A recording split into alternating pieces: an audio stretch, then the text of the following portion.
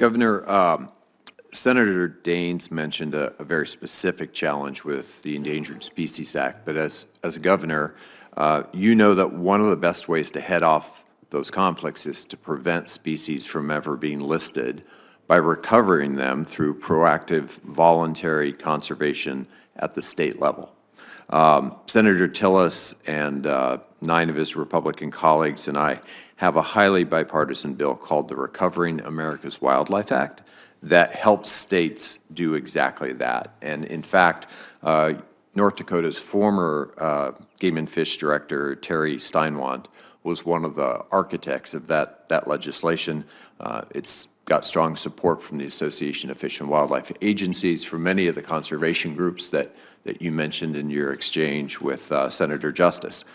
Does that sound like the kind of approach that you could work with Senator Tillis and I on?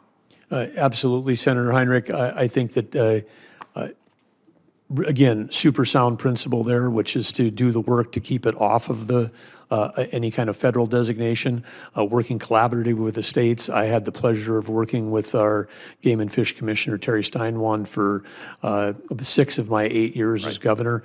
He had almost a 40-year career in wildlife management. It's people like that I know and respect across all the states. I know you've got them in New Mexico. I know we've got them in Utah.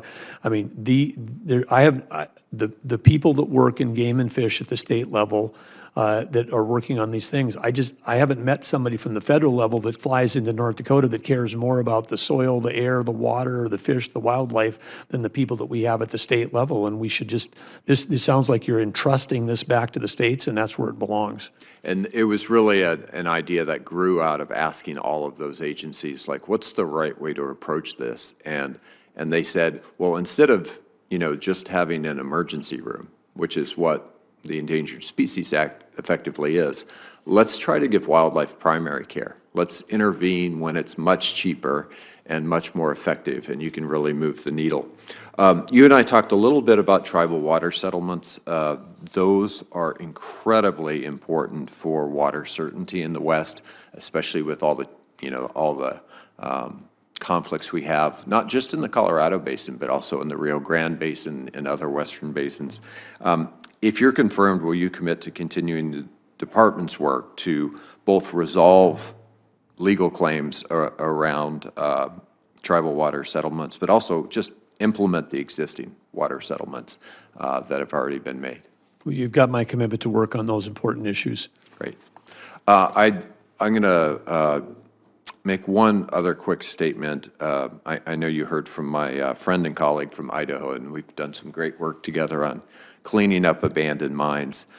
We don't necessarily agree on wind generation, but I would simply remind you that onshore wind is in that basket of multiple use, and so you can always hold it to the same standard as oil and gas, but you can't legally, at least, unilaterally deny legally permitted wind generation. So with that, thank you for all of your answers today.